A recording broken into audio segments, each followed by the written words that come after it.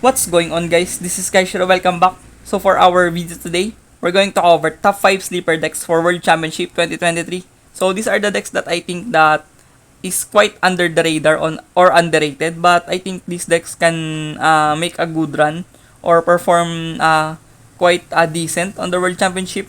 So these are the decks that I think that very unlikely to top and very unlikely to be represented, but I think these decks are has good chances of competing. So without further ado, let's get started. So at number 5 we have Fluandris. So Fluandris has been a staple deck since Burst of Destiny. On their release on 2021, they have been a staple deck for a very long time on the OCG.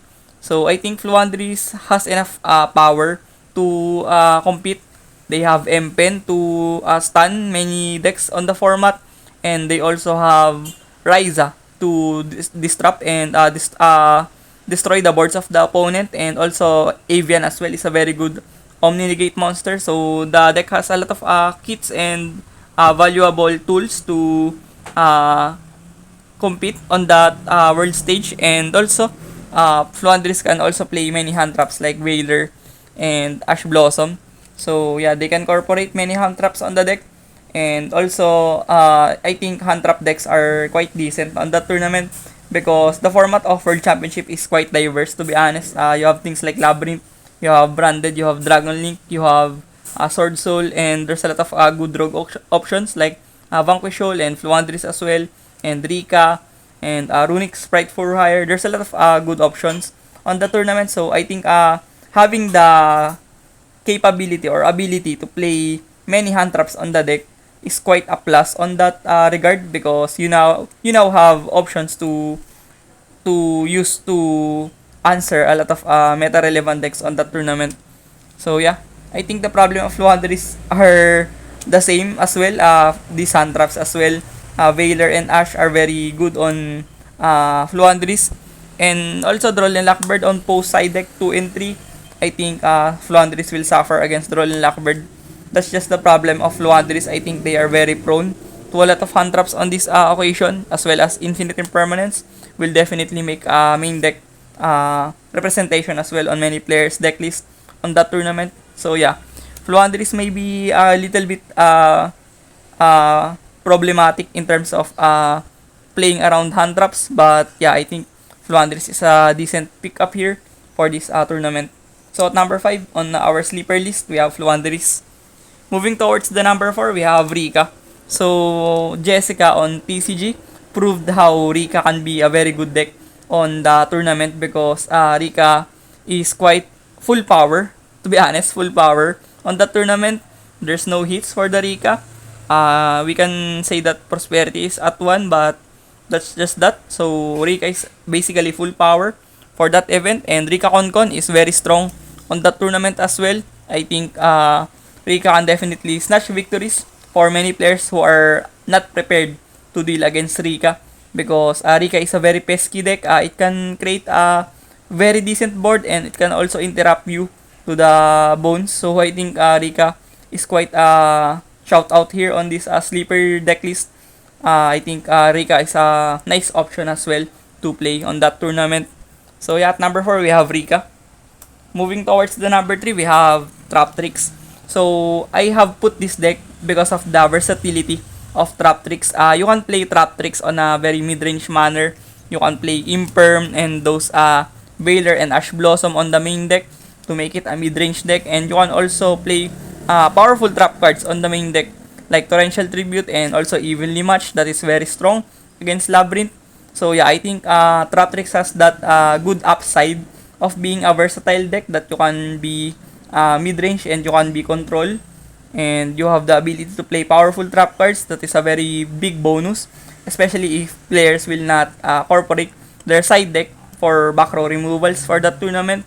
So yeah, I think that's the world where Trap Tricks can definitely tap on the tournament, and also Nibiru will be also relevant to the tournament. So that's why I think Nibiru is a good option for side deck on the tournament that will hurt Trap Tricks on that regard.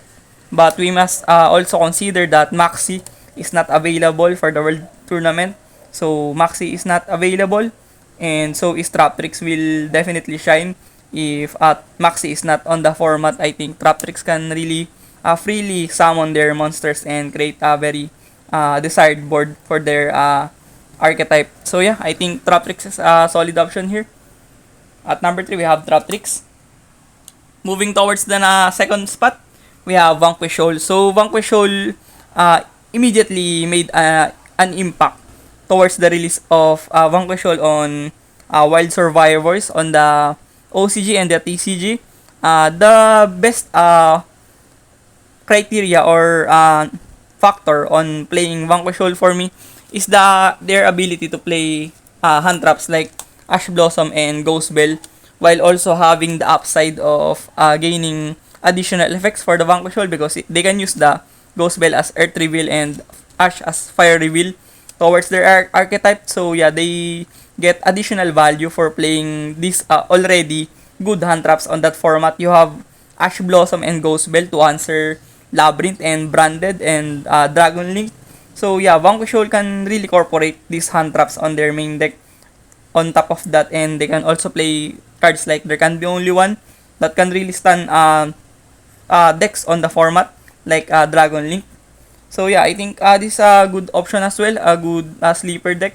On that regard, they can also play Bestials and DD Crow. They also have value for playing dark monsters on their main deck. And also, Tearlaments can make a cameo on that tournament. I really predict that Tearlaments and OCG players in particular will try to innovate Tearlaments for that World Championship tournament. So yeah, I think having the option to play Bestials and DD Crow is a bonus for this Vanquish Shoal. So yeah, at number 2, we have Vanquish Shoal. Moving towards the number 1 on this sleeper deck, I have Exorcist as my best sleeper deck on the tournament. So I think Exorcist is a very nice deck and a very good mid-range deck on the tournament. It can play a lot of hand traps on the main deck. They can play Ash Blossom and Ghost Bell, and even can main deck as well Nibiru and Veiler and Imperm. So yeah, they can also play a lot of hand traps on the main deck.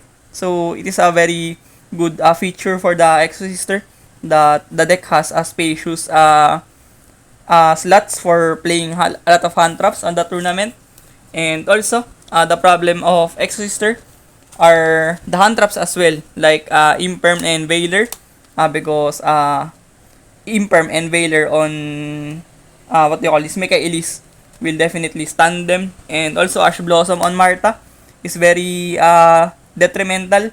That's why the Exorcist is only here on my sleeper deck list, top decks, and it's not on the top 5 best decks on my World Championship video, because Exorcist is a very fragile deck against hand traps. So yeah, that's the major concern for me when playing Exorcist. But yeah, I think Exorcist has the upsides as well.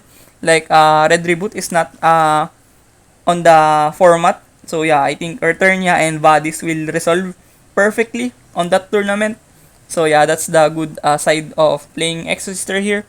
But another problem is the dimensional barrier, which is very likely to be played on everyone's side deck, because you have things like Sword Soul that is synchro reliant and branded as well, and fusion reliant deck, a fusion reliant deck. So yeah, I think dimensional barrier will be the best option to play when going first on the tournament, and it will really hurt the Exorcist because Exorcist relies on XYZ summoning only. So yeah, they will be stunned with this card, and it will skip the turn of Exorcist. And also, Exorcist doesn't have things like Havnis or cards that can interrupt the opponent and play from the opponent's turn. So yeah, that's the problem as well for Exorcist. So yeah, that's the concerns when considering Exorcist as one of the best decks on the World Championship 2023. So, but nonetheless, I think Exorcist is a very good sleeper deck on that tournament. So at number 1, we have Exorcist. So short recap. At number 5, we have Fluandris. At number 4, we have Rika. At number 3, we have Traptrix. At number 2, we have Vanquish Shoal. At number 1, we have Exorcist. So thank you for watching this video. I hope you learned something on this video. Thank you for watching, and hit the subscribe button if you are not yet subscribed on my YouTube channel, and hit the like button, and hit the notification bell if you want to get updated on my content. See you on the next one. Peace. Been fighting ways to get away, to see you again, see you again.